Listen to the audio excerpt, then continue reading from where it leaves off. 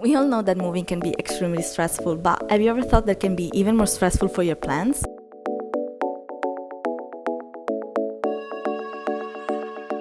In this video, I will give you some tips to move your plants without cause them extreme stress.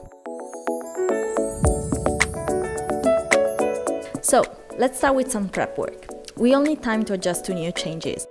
And so do your plants. First things, you will want to move them from those fancy ceramic pots to a plastic one. This will just be a temporary situation, but will help you moving them without cause them too much stress and also make them lighter. You don't want to move a pot that is extremely heavy, so just stop to give them water a week before your moving day. But if you're afraid that your plant's going to suffer by the lack of water, put a little bit of fertilizer in it, so this will give them a boost and help them survive in the journey without causing too much stress. Here is a tip for helping you packing your large or medium plants.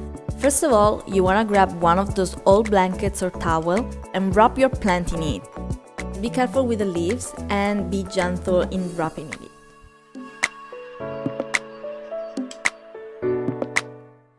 Pop each one of them in their own box. They will need their own personal space. You can also use some bubble wrap around the plants and on the bottom of the box just to add an extra protection for it. Let's pass to some small plants. Now these little guys can go all together in one box, but be careful to keep them separate and with enough space to breathe. Just use some bubble wrap to separate them and keep them steady into the box.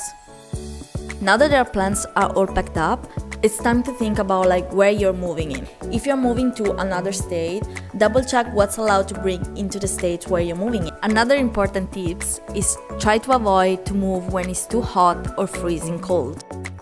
And there you have it.